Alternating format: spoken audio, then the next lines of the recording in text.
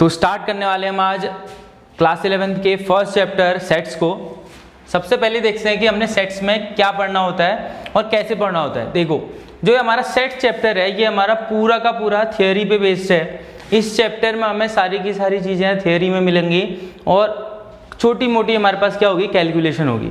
बाकी अगर हम जो हमारे पास थियोरी आएगी उस थियोरी पे बेस्ड छोटे से क्वेश्चंस आएंगे, जिन क्वेश्चंस को हम थ्योरी से कंप्लीटली क्या कर सकते हैं, सॉल्व कर सकते हैं। लेकिन सबसे पहली चीज़ जो हमारी है, इसमें हमें थ्योरी को कंप्लीटली समझना पड़ेगा कि क्या इसकी थ्योरी कह रही है। यानी जैसे हमने क्या पढ़ना है इसमें, देखो जो हम पहले टाइप में इसमें पढ़ते हैं, क्या पढ़ेंगे हम, सेट। सबसे पहली चीज़ हम पढ़ेंगे इसमें कि सेट क्या है।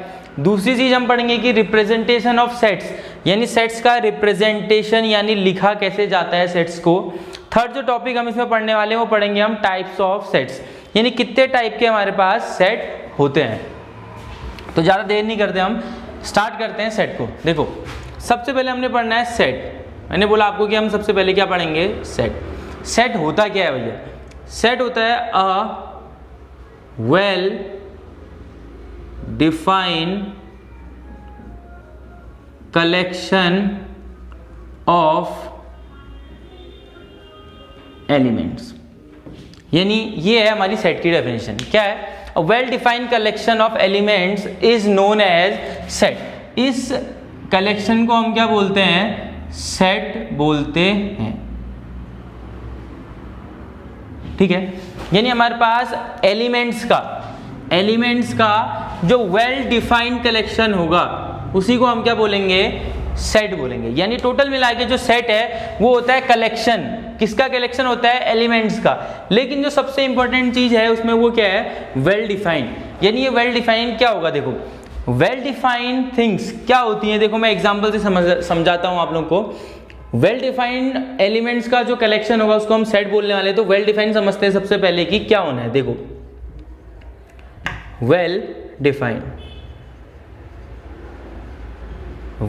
क्या है, देखो जैसे मैंने बोला कि गुड, एक में बोल रहा हूं बैड, एक में बोल रहा हूं इवन, एक में बोल रहा हूं ऑड। अब देखते हैं वेल डिफाइंड क्या होते हैं। देखो सबसे पहले यहां से स्टार्ट करते हैं। देखो मैंने बोला collection of odd numbers. Odd numbers का कलेक्शन बताओ। तो भैया आप बता लोगे क्या, ऑड नंबर्स में क्या क्या आते हैं? क्या 1 आता है, क्या 3 आता है, क्या 5 आता है, यस, 7 आता है, यस, 9 आता है, यस। ऐसे बहुत सारे हमारे पास क्या आएंगे, ऑड नंबर्स। तो मैं ऑड नंबर को क्या कर सकता हूँ, डिफाइन कर सकता हूँ। समझना, odd number person to person vary नहीं करेगा। यानी अगर मैं कहता हूँ कि ऑड नंबर फाइंड करो आपसे, तो एक बच्चा सपोज करो राम है तो वो भी 1 3 5 7 9 को ही क्या बोलेगा, ऑड नंबर बोलेगा। मैं हूँ, मैं भी 1 3 5 7 9 को ही क्या बोलूँगा, ऑड नंबर बोलूँगा। एशियन स्कूल का कोई बच्चा है तो वो भी 1 3 5 7 9 को ही क्या बोलेगा, ऑड नंबर। वीर शिवा का कोई स्टूडेंट है वो भी 1 3 5 7 9 को ही क्या बोलेगा, ऑड नंबर। ठीक, अब मैंने बोला कि भैया इवन नंबर बताओ। किसी भी एक स्टूडेंट को मैंने सेलेक्ट किया, किसी भी स्कूल का होता हो, इवन नंबर क्या बोलेगा, 2 होता है, 4 होता है, 6 होता है, 7 होता है, 7 नहीं होता है, 8 होता है, देन 10 होता है, देन 12 होता है और सो ऑन। तो सभी को पता है कि ऑड नंबर्स क्या होते हैं, 2 4 6 8 10 12 सो ऑन। यानी ऐसे बहुत सारे हमारे पास क्या होते हैं, इवन नंबर्स होते हैं।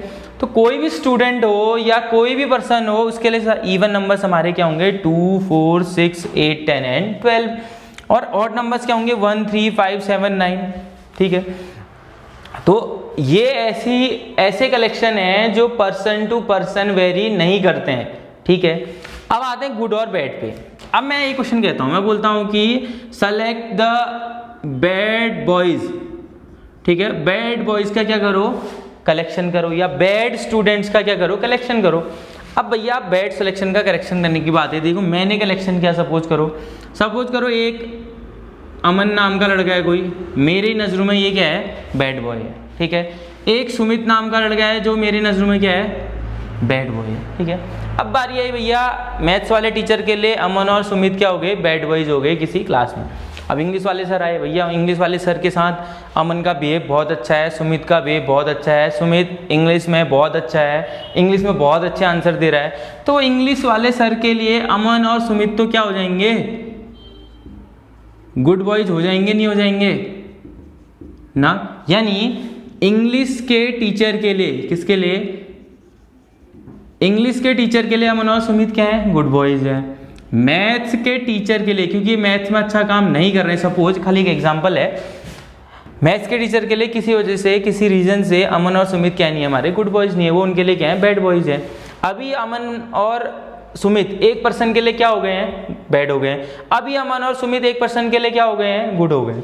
तो क्या ये हमारा वेल डिफाइंड है, बिल्कुल नहीं है। ये दो चीजें हमारी क्या नहीं है, वेल डिफाइंड नहीं है। यानी वेल डिफाइंड ऐसे कलेक्शन को हम बोलते हैं, या वेल डिफाइंड ऐसे थिंग्स को हम बोलते हैं जो पर्सन टू पर्सन वेरी नहीं होते हैं। जैसे इवन और ऑड। इवन हर किसी के लिए क्या होगा, सेम होगा। ऑड हर किसी के लिए क्या होगा, सेम होगा। मल्टीपल ऑफ 3 हर किसी के लिए क्या होगा, सेम होगा। मल्टीपल ऑफ 4 हर किसी के लिए क्या होगा, सेम होगा। मैं बोल रहा हूं most simple chapters in maths, क्या ये हर किसी के लिए सेम होगा? हो सकता है ट्रिग्नोमेट्री किसी को क्या लगती हो, बहुत इजी लगती हो सकता है ट्रिग्नोमेट्री किसी को बहुत टफ लगती हो। तो ये यहाँ पे क्या कर रहा है, वेरी कर रहा है, नहीं कर रहा है, पर्सन टू पर्सन ये क्या करेगा, वेरी करेगा। अगर ये पर्सन टू पर्सन वेरी करेगा तो ये क्या नहीं होगा, वेल डिफाइंड। यानी अब आप समझिए, खुद से आप समझना कि good, bad, simple, dangerous, tough, ऐसे टाइप के जो वर्ड्स होंगे वो हमारे क्या नहीं होंगे, वेल डिफाइंड नहीं होंगे। क्यों? क्योंकि ये पर्सन टू पर्सन वेरी करते हैं। इवन, ऑड, मल्टीपल ऑफ 3 और बुक्स ऑफ एनी राइटर, कोई एक राइटर है उसकी बुक्स, तो हम उनका कलेक्शन कर सकते हैं, वो हर किसी के लिए क्या होंगी, सेम होंगी, ठीक है। और students of class 11th fix है, 11th में 11th के क्लास के स्टूडेंट आएंगे, वेल डिफाइंड है। तो ऐसी जो चीज़ें हैं जो पर्सन टू पर्सन वेरी नहीं करती हैं उनको हम बोलते हैं वेल डिफाइंड। ऐसी चीज़ें हैं जो पर्सन टू पर्सन वेरी करती हैं वो हमारी क्या नहीं होती है, वेल डिफाइंड नहीं होती हैं।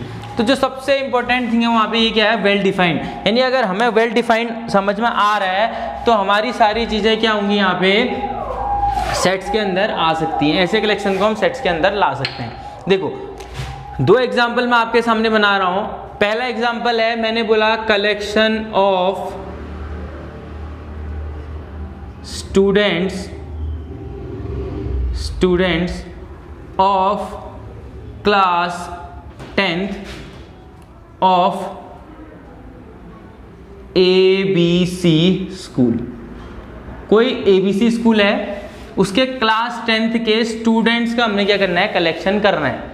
तो भैया समझो, सेट को सपोज करो मैं अभी ए से रिप्रेजेंट करता हूँ, तो मुझे पता है कि क्लास 10th में उस स्कूल का मैं रजिस्टर निकालूंगा, उसमें क्लास 10th में जितने स्टूडेंट हैं उनके मैं यहाँ पे क्या लिख लूँगा, name 1, name 2, suppose Sumit, Amit, ठीक, सुधांशु, ऐसे हमारे पास बहुत सारे क्या होंगे, उसमें नाम होंगे। तो क्या मैं किसी भी एक स्कूल के क्लास 10th के स्टूडेंट्स का कलेक्शन कर सकता हूँ? क्या मैं उनको वेरीफाई कर सकता हूँ कि ये सिर्फ और सिर्फ क्लास 10th के हैं? क्या ये स्टूडेंट किसी और के रिस्पेक्ट में क्लास 10th के नहीं होंगे, क्लास 12th के हो जाएंगे? नहीं होंगे ना। यानी कहने का मतलब अगर कहीं पे मैं क्लास 10th के स्टूडेंट का कलेक्शन कर रहा हूँ तो वो हमेशा क्या होगा, वेल डिफाइंड होगा, क्योंकि मैं उसको वहाँ पे डिफाइन कर सकता हूँ कि ये क्लास क्या है, 10th का है। अब एक हम एग्जांपल लेके चलते हैं। मैंने बोला collection of most talented batsman in India. ठीक है, रिपीट करता हूं। देखो, कलेक्शन ऑफ स्टूडेंट्स को मैं क्लियरली डिफाइन कर सकता हूं, हर किसी के लिए ये स्टूडेंट क्लास 10th के ही रहने वाले हैं, तो ये क्या होगा, हमारा सेट होगा। तो ये हमारा क्या होगा, कलेक्शन। इस कलेक्शन को हम क्या बोल सकते हैं, सेट। दूसरा मैंने एग्जांपल लिया, ये एग्जांपल 2 है। एग्जांपल 2 मैंने लिया collection of most talented batsman. देखो भैया, जो मोस्ट टैलेंटेड बैट्समैन है ये बहुत दिक्कत देने वाला है। मोस्ट टैलेंटेड, देखो समझो, मुझे तो भैया सचिन बहुत अच्छा लगता है बैट्समैन में, ठीक हो गया। मुझे तो सहवाग भी बहुत अच्छा लगता है, मुझे राहुल द्रविड़ भी क्या बहुत अच्छा लगता है, ठीक है। अब दूसरा बंदा आया कोई, ठीक हो गया, मेरा दोस्त आया, उसने बोला नहीं मुझे विराट कोहली बहुत अच्छा लगता है, ठीक है। उसने बोला नहीं मुझे शर्मा बहुत अच्छा लगता है खेलने में, ठीक है। उसकी नज़रों में, मेरी नज़रों में सचिन और राहुल क्या हैं, मोस्ट टैलेंटेड बैट्समैन है। उसकी नज़रों में कोहली और शर्मा क्या हैं, मोस्ट टैलेंटेड बैट्समैन है। तो क्या ये कलेक्शन वेल डिफाइंड होगा, नहीं होगा। आपको बताया है कि जो वेल डिफाइंड होगा वो पर्सन टू पर्सन वेरी नहीं करेगा। यानी अगर सचिन मोस्ट टैलेंटेड था तो सचिन ही सभी के लिए क्या होना चाहिए, मोस्ट टैलेंटेड। लेकिन आपको पता है कि हर कोई सचिन को मोस्ट टैलेंटेड नहीं लेके चलेगा। कोई कह सकता है कि राहुल, कोई कह सकता है कोहली, कोई कह सकता है शर्मा, कोई कह सकता है युवराज सिंह। तो ऐसे हमारे पास क्या होगा, ये जो मोस्ट टैलेंटेड वर्ड है पर्सन टू पर्सन क्या करेगा, वेरी करेगा। तो ऐसे कलेक्शन को हम किस में नहीं लेके आएंगे, सेट्स में। तो ऐसे कलेक्शन जो वेल डिफाइंड नहीं होंगे वो हमारे क्या नहीं होंगे, सेट्स नहीं होंगे। ऐसे कलेक्शन जो हमारे वेल डिफाइंड होंगे वो हमारे क्या होंगे, सेट्स होंगे।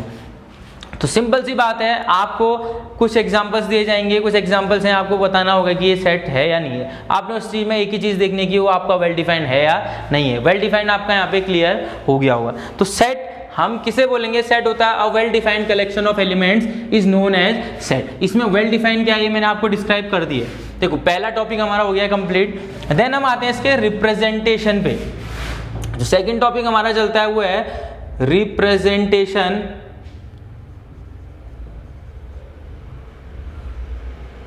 Representation of sets.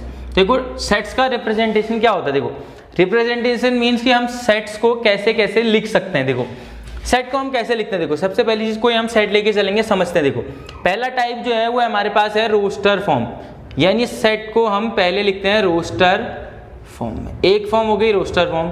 इसका जो दूसरा नाम है वो है हमारा टेबुलर फॉर्म, टेबुलर फॉर्म। यानी सेट को रिप्रेजेंट करने का एक पहला तरीका है हमारा रोस्टर फॉर्म या टेबुलर फॉर्म। अब भैया रोस्टर फॉर्म और टेबुलर फॉर्म क्या होती है। रोस्टर फॉर्म या टेबुलर फॉर्म एक ऐसी फॉर्म है जिसमें कलेक्शन, जो भी हमारा कलेक्शन आएगा एलिमेंट्स का, उसको हम पहली चीज है करली ब्रैकेट में लिखेंगे। किस में लिखेंगे, करली ब्रैकेट में लिखेंगे। करली ब्रैकेट कहने का मतलब जो ये ऐसा ब्रैकेट होता है, और इसके जो एलिमेंट है वो हमारे कॉमा से सेपरेट हो जाएंगे। यानी टेबुलर फॉर्म का रिप्रेजेंटेशन कैसे रिप्रेजेंट होगा, करली ब्रैकेट के अंदर एलिमेंट्स को हमने कॉमा से सेपरेट कर देना है। तो ऐसे रिप्रेजेंटेशन को हम क्या बोलेंगे, रोस्टर फॉर्म या टेबुलर फॉर्म। अब भैया समझते हैं। देखो एक एग्जांपल लिया, पहले मैं इसका लिखता हूँ स्टेटमेंट। सिंपल सा एग्जांपल हम इवन वाला ले लेते हैं। मैं बोलता हूँ collection of even numbers, collection of even numbers less than 10। 10 से लेस इवन नंबर्स का मैंने क्या करना है, कलेक्शन करना है। सपोज करो इस सेट को हम ए से रिप्रेजेंट करते हैं। मैंने बोला था कि भैया रोस्टर फॉर्म में क्या लिखना है, सबसे पहले लिखना है करली ब्रैकेट। ठीक हो गया। करली ब्रैकेट के अंदर एलिमेंट्स कैसे सेपरेट हो जाएंगे, हमारे कॉमा से। तो पहला इवन नंबर हमारा कौन सा होता है, 2, फिर कौन सा होता है 4, फिर कौन सा होता है 6, फिर कौन सा होता है 8। लेस देन 10 बोला है तो 10 इंक्लूड नहीं होगा। तो 8 तक के हमारे यहाँ पे क्या आ जाएंगे, 2, 4, 6, 8। ये हमारे लेस देन इवन नंबर्स हैं। रिप्रेजेंट करना है रोस्टर फॉर्म में तो करली ब्रैकेट लगाना है, कॉमा से सेपरेट कर देना है। इसी को हम क्या बोलते हैं, रोस्टर फॉर्म और टेबुलर फॉर्म। एक एग्जाम्पल और लेते हैं, समझना है आपने कैसे हम लिख रहे हैं। देखो मैं बोलता हूँ आपको क्या, कलेक्शन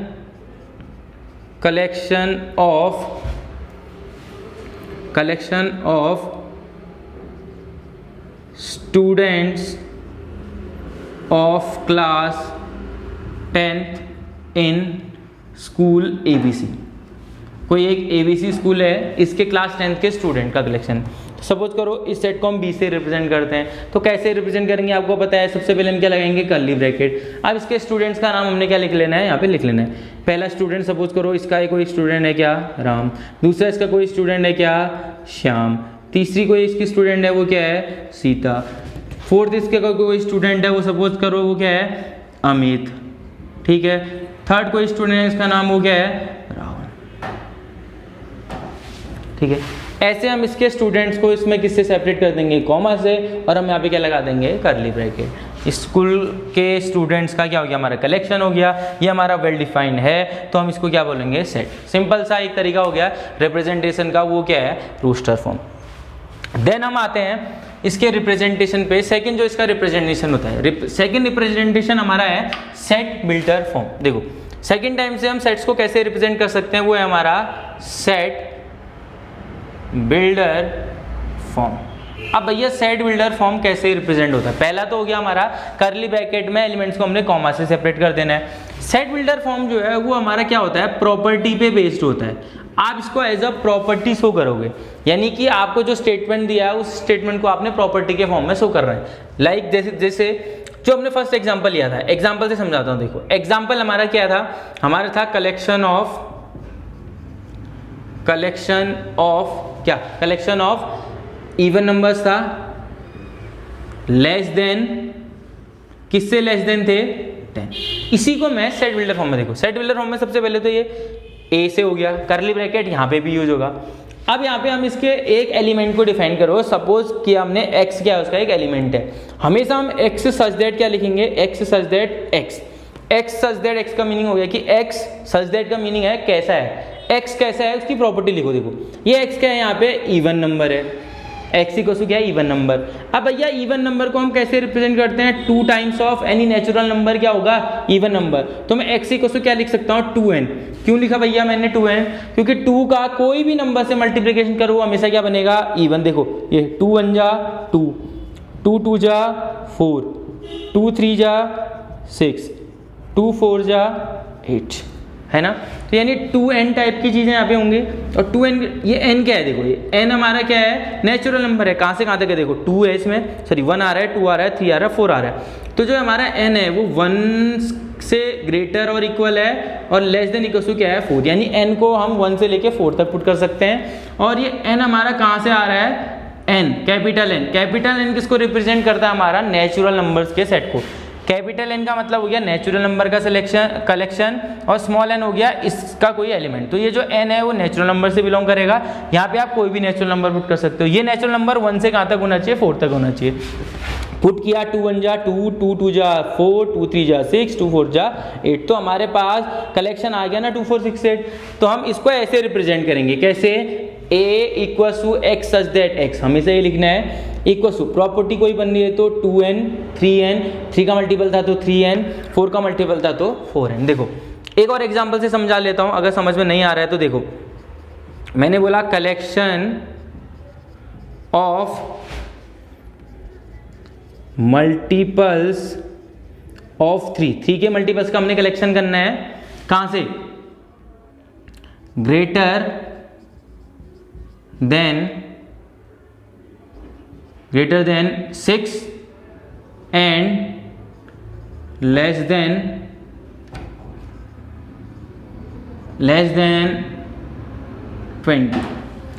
6 से ग्रेटर और 20 से लेस 3 के मल्टीपल्स का हमने कलेक्शन करना है। b से रिप्रेजेंट करते हैं फिर इस सेट को। देखो b से रिप्रेजेंट किया तो पहले बोला x सच दैट x तो लिखूंगा ही लिखूंगा, x इक्वल टू कोई प्रॉपर्टी है तो वो लिख लो, 3 का मल्टीपल है तो 3 इंटू ही तो बनेगा, 3 इंटू n ले लिया, ठीक है, 3 इंटू n ले लिया। अब ये n कहाँ से स्टार्ट होगा, देखो n कहाँ से स्टार्ट होता है, देखो 3 1 जा 3, 3 से ग्रेटर बोलना है तो 3 1 जा 3 तो हो नहीं सकता, 3 2 जा पहला क्या आएगा 6, तो n को मैं 2 पुट कर सकता हूँ मिनिमम ना। तो 3 2 जा 6, 3 3 जा 9, 3 4 जा 12, 3 5 जा 15 पुट करता हूँ। देखो 3 1 जा 3, 3 2 जा 6, 3 3 जा 9, 3 4 जा 12, 3 5 जा 15, 3 6 जा 18, 3 7 जा 21। देखो उसने बोला 6 से लेस, सॉरी 6 से greater multiple of 3 greater than 6, 6 से ग्रेटर होने चाहिए लेस देन 20। 6 से ग्रेटर है क्या ये, नहीं है। 6 से ग्रेटर है क्या ये, नहीं है। 6 के इक्वल है, ग्रेटर नहीं है। 6 से ग्रेटर है, हाँ 6 से ग्रेटर है, हाँ 6 से ग्रेटर है, हाँ 6 से ग्रेटर है, हाँ लेस देन 20 है, नहीं है, ये भी नहीं आया, ठीक है। तो हमारे पास कौन कौन से आ रहे हैं, देखो हमारे पास आ रहा है 9, हमारे पास आ रहा है 12, हमारे पास आ रहा है 15, हमारे पास आ रहा है 18, यानी हमारे पास 9 आया तो 3 पे आया, तो मिनिमम में यहाँ पे क्या पुट कर सकता हूँ इनको 3, 3 3 जा 9, फिर 3 4 जा, फिर 3 5 जा, 3 6 जा, तो लास्ट से कहाँ तक जा रहा है 6 तक, 6 तक, 7 पे क्या हो जा रहा है 21। और ये n क्या होगा हमारा, n तो हमारा क्या होगा नेचुरल नंबर को बिलोंग करेगा, तो n बिलोंग्स टू क्या लिखूंगा n, और ये हमारा ब्रैकेट हो जाएगा क्लोज। तो सेट बिल्डर फॉर्म में हम कैसे रिप्रेजेंट करेंगे, x such that x equal to 3n, x less, sorry इसमें जो n है वो क्या होगा, n is greater than equal to 3 and less than equal to 6, और n बिलोंग करेगा किसमें, हमारे कैपिटल n पे, यानी कैपिटल n हमारा कलेक्शन किसका है, नेचुरल नंबर्स का। ठीक है, तो आपको थोड़ा बहुत समझ में आ गया होगा कि रिप्रेजेंटेशन हम कैसे कैसे कर सकते हैं सेट्स का। ठीक है, अभी पहले वीडियो में हम इसके टाइप्स तक क्लियर कर लेते हैं, टाइप्स तक। सेकंड वीडियो में हम इसके जब न्यूमेरिकल पोर्शन के क्वेश्चंस करेंगे, यानी रोस्टर फॉर्म में क्वेश्चन गिवन होगा, सेट बिल्डर फॉर्म में हमने कन्वर्ट करना होगा, सेट बिल्डर फॉर्म में क्वेश्चन दिया होगा, रेस्टर फॉर्म में हमने सेट को रिप्रेजेंट करना होगा, तो इससे इसमें रिप्रेजेंट करना और इससे इस पर रिप्रेजेंट करना हम नेक्स्ट वीडियो में सीखेंगे। अभी आप समझिए थोड़ा सा कि रोस्टर फॉर्म में कैसे रिप्रेजेंट हो रहा है, सेट बिल्डर फॉर्म में कैसे रिप्रेजेंट हो रहा है, फिर वहाँ पे हम वेरियस एग्जांपल्स लेके समझ जाएंगे कि रोस्टर फॉर्म कैसे काम कर रही है और सेट बिल्डर फॉर्म कैसे काम कर रही है। तो सेट्स तो हमारा हो गया, रिप्रेजेंटेशन हमने समझ लिया है। अब आते हैं हम इसके टाइप्स पे। देखो,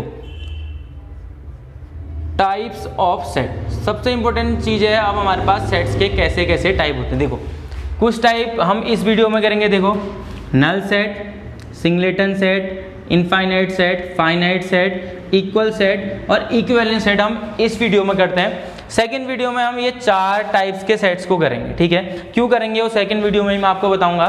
ये पहले टाइप के सेट्स हम इसमें करते हैं। देखो, जो पहला टाइप का सेट आ रहा है हमारा टाइप ऑफ सेट, वो है हमारा क्या, नल सेट। अब भैया ये नल सेट क्या होता है, सबसे पहले बता दूं, नल सेट के बहुत सारे और नाम हैं। इसको हम एम्प्टी सेट भी बोलते हैं, इसको हम वॉइड सेट भी बोलते हैं।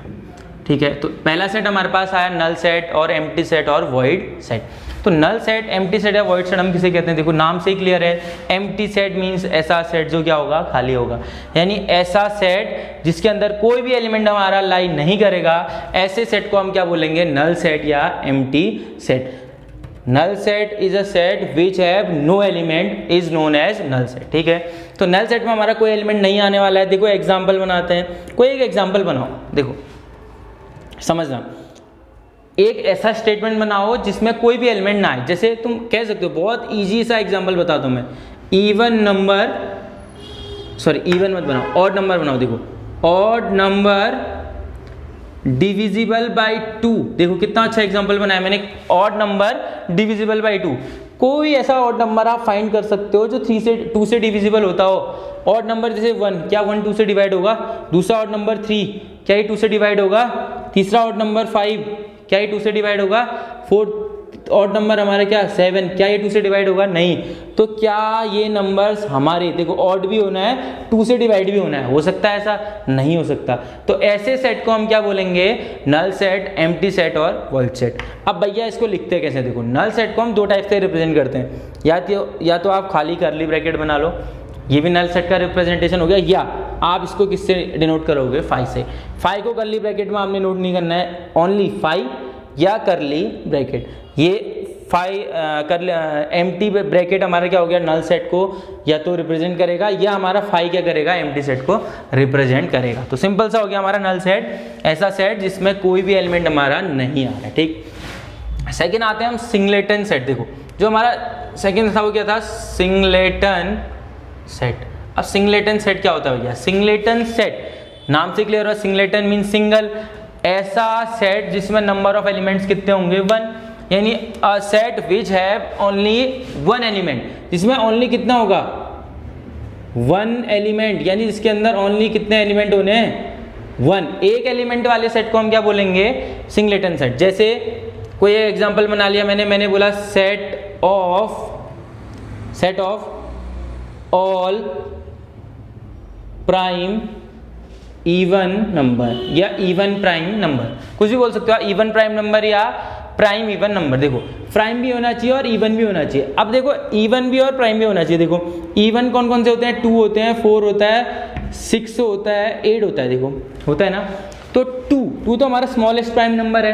क्या 4 भी मेरा प्राइम है? नहीं। प्राइम मीन्स जो खुद से और 1 से डिवाइड होता है, उसके अलावा किसी से डिवाइड नहीं होता है। तो 4 तो 2 से भी डिवाइड होता है ना, तो 4 नहीं होगा हमारा प्राइम, 6 नहीं होगा हमारा प्राइम, 8 नहीं होगा। यानी कोई भी इवन नंबर ऐसा नहीं होगा जो हमारा क्या होगा, प्राइम नंबर होगा, अदर देन 2। तो इसका मतलब set of all prime even numbers में सिर्फ और सिर्फ क्या आएगा, 2 आएगा। तो भैया इस सेट के अंदर कितने एलिमेंट आ रहे हैं, एक ही तो आ रहा है। तो ऐसे सेट को हम क्या बोलेंगे, सिंगलेटन सेट। यानी ऐसा सेट जिसके अंदर हमारा सिर्फ और सिर्फ कितने एलिमेंट्स आते हैं, एक एलिमेंट आता है, इसको हम बोलते हैं सिंगलेटन सेट। देन हम आते हैं फाइनाइट सेट पे। देखो एक आता है हमारे पास फाइनाइट सेट, एक आता है हमारे पास इनफाइनाइट, नाम से ही क्लियर है, फाइनाइट मीन्स जो फिक्स है, इनफाइनाइट मीन्स जिसकी कोई भी लिमिट नहीं है, यानी इसमें नंबर ऑफ एलिमेंट्स कितने हो जाएंगे, इन्फिनिटी, यानी हम इसके नंबर ऑफ एलिमेंट्स को काउंट नहीं कर सकते हैं, यानी इसके number of element not countable, count नहीं कर सकते हैं। ये काउंटेबल यानी इसके नंबर ऑफ एलिमेंट्स हमारे काउंटेबल हैं, इसके एलिमेंट्स को हम काउंट कर सकते हैं। भैया देखो ये ऐसा केस 2 4 6 10 20 40 कितने एलिमेंट हैं पूछूंगा तो क्या बोलोगे 1 2 3 4 5 6 है 6 एलिमेंट्स। तो जब हमारे पास 6 एलिमेंट्स है तो मैं इसको काउंट कर सकता हूँ। तो यहाँ पे ये कैसा सेट हो गया, फाइनाइट, इसके नंबर ऑफ एलिमेंट्स को मैं काउंट कर सकता हूँ, मीन्स ये सेट क्या है हमारा, काउंटेबल है। तो ऐसा सेट जिसके नंबर ऑफ एलिमेंट्स या जिसके एलिमेंट्स को हम काउंट कर सकते हैं उसको हम बोलते हैं फाइनाइट सेट। अब इनफाइनाइट का एक एग्जांपल बनाता हूँ बी, देखो इवन नंबर लिए 1 3 5 7 9 सो ऑन कर दिया, पता चल रहा है कहाँ पे एंड होगा, 21 में एंड होगा, 23 में एंड होगा, या 2000 20 100 41 पे एंड होगा, कुछ फिक्स नहीं है, कहाँ पे एंड होगा हमें फिक्स नहीं है। तो मैं काउंट करने को बोलता हूँ आपसे 1 2 3 4 5 1 2 3 4 5, अब कितना नहीं हो रहा काउंट, तो ये क्या है, अनकाउंटेबल है, इसको हम काउंट नहीं कर सकते हैं। तो ऐसे सेट को हम क्या बोलेंगे, इनफाइनाइट सेट, यानी ये हमारा क्या है, इनफाइनाइट सेट है, ये क्या है हमारा, फाइनाइट सेट है, सिंपल सा है, जिसके नंबर ऑफ एलिमेंट्स है, जिसके एलिमेंट्स को हम काउंट कर सकते हैं। फाइनाइट सेट जिसके नंबर ऑफ एलिमेंट्स को यानी एलिमेंट्स को हम काउंट नहीं कर सकते हैं तो उसको हम क्या बोलेंगे, इनफाइनाइट सेट। बहुत इजी कंसेप्ट है, बस आपने याद रखना है कि टाइप्स कितने हैं और टाइप को हम कैसे कैसे डिफाइन कर रहे हैं। इसके बाद आते हैं हम इक्वल सेट पे और इक्विवेलेंट सेट पे। देखो एक है इक्वल सेट और एक है इक्विवेलेंट सेट, ठीक है। अब इक्वल और इक्विवेलेंट सेट में क्या डिफरेंस है, देखो इक्वल सेट्स क्या होते हैं, इक्वल सेट ऐसे रुकना, पहले इक्विवेलेंट समझाता हूँ। इक्विवेलेंट सेट्स ऐसे सेट्स होंगे जिसके नंबर ऑफ एलिमेंट्स, जिसमें नंबर ऑफ एलिमेंट्स क्या होंगे, सेम होंगे, यानी अगर दो सेट हमारे पास हैं और उसके नंबर ऑफ एलिमेंट्स क्या हैं, सेम है, तो हम उसको इक्विवेलेंट बोलेंगे। जैसे एक सेट है ए, इसमें आया 1 2 3, एक सेट आया हमारे पास बी, इसमें हमारे पास क्या आया सी डी एफ, इसके नंबर ऑफ एलिमेंट्स कितने हैं, 3 एलिमेंट्स हैं, इसमें नंबर ऑफ एलिमेंट्स कितने हैं, 3 है, सेम है नंबर ऑफ एलिमेंट, हाँ सेम है, दोनों में नंबर ऑफ एलिमेंट्स बोलूँगा तो कितने होंगे, 3 और 3। तो ऐसे सेट्स को हम क्या बोलेंगे, इक्विवेलेंट सेट्स, यानी ऐसे सेट जिसके सिर्फ नंबर ऑफ एलिमेंट्स क्या है, सेम। अब इक्वल सेट क्या होंगे, इक्वल सेट जिसके नंबर ऑफ एलिमेंट क्या होंगे, सेम होंगे, और साथ में एलिमेंट्स भी दोनों में क्या होने चाहिए, सेम होने चाहिए। जैसे एक सेट ए बनाया, इसमें था 1 2 3, एक सेट बी बनाया, इसमें बनाया 2 3 1, इसके नंबर ऑफ एलिमेंट 3, इसके नंबर ऑफ एलिमेंट सेम है ना, नंबर ऑफ एलिमेंट। अब एलिमेंट सेम है नहीं है, देखो 1 यहाँ पे भी है, 1 यहाँ पे भी है, 3 यहाँ पे भी है, 3 यहाँ पे भी है, 2 इसमें भी है, 2 इसमें भी है, ऑर्डर चेंज है लेकिन एलिमेंट्स क्या है, दोनों में सेम है। तो ऐसे सेट्स को हम क्या बोलेंगे, इक्वल सेट्स बोलेंगे। तो इक्वल सेट और इक्विवेलेंट सेट में एक ही डिफरेंस है, इसमें एलिमेंट भी सेम रहेंगे, इसमें बस नंबर ऑफ एलिमेंट्स क्या रहेगा हमारा, सेम। एलिमेंट्स हमारे डिफरेंट हो सकते हैं, ठीक है। तो जो आज हमारा पहला लेक्चर था वो हमारा था सेट्स पे, इसमें हमने सेट्स पढ़ा है, रिप्रेजेंटेशन ऑफ सेट्स पढ़ा है, टाइप्स ऑफ सेट्स में हमने 6 टाइप के सेट्स पढ़ लिए हैं। नेक्स्ट 4 जो टाइप्स ऑफ सेट्स है वो हम नेक्स्ट वीडियो में करेंगे। देखो मैं आपको एक चीज़ पहले बता देता हूँ कि ये जो चैप्टर है मैंने आपको पहले भी बताया ये किस पे बेस्ड है, पूरा का पूरा थ्योरी पे बेस्ड है। पहली चीज़ तो ये है कि बहुत अगर आपको थ्योरी समझ नहीं आ रहा तो बहुत बोरिंग हो जाएगा, तो आपको थ्योरी समझनी है। थ्योरी समझने के बाद आपने इसके न्यूमेरिकल पोर्शन को बहुत डीपली करना है। इसमें कुछ नहीं होता है, सिंपल से आपके पास सिंबल्स आएंगे, belongs to, subset, union, intersection, difference, छोटे छोटे सिंबल्स हैं, इन सिंबल्स के अकॉर्डिंग आपने क्वेश्चन सॉल्व करना है। ये कहाँ पे बिलोंग्स टू लगेगा, कहाँ पे सबसेट लगेगा, कहाँ पे यूनियन लगेगा, कहाँ पे इंटरसेक्शन लगेगा, कहाँ पे डिफरेंस लगेगा, तो ये सिंबल्स आपके कहाँ पे अप्लाई होते हैं ये आपको समझना है, ये नहीं कि सबसेट जहाँ पे लग रहा है वहाँ पे आपने बिलोंग्स लगा, जहाँ पे बिलोंग्स लग रहा है वहाँ पे आपने सबसेट लगा दिया, जहाँ पे यूनियन लग रहा है वहाँ पे आपने इंटरसेक्शन लगा लिया। ऐसी चीज़ें नहीं होनी है। इसके लिए आपने कंसेप्ट को अपने क्लियर करना है। तो मैं आपको फिर से बता दूँ कि आप इसके छोटी छोटी थियोरी को, छोटी छोटी डेफिनेशंस को क्लियर रखिए। ज़्यादा इस चैप्टर में कुछ है नहीं, बहुत ईजी चैप्टर है अगर आपको इसकी थ्योरी समझ आ जाती है। तो फर्स्ट लेक्चर आपको समझ में आया होगा कि हमने क्या क्या देखना है, सेट्स देखना है, रिप्रेजेंटेशन ऑफ सेट्स को आपने समझना है, देन हमने टाइप्स ऑफ सेट्स को समझना है। नेक्स्ट वीडियो में हम इसके नेक्स्ट टाइप पे समझेंगे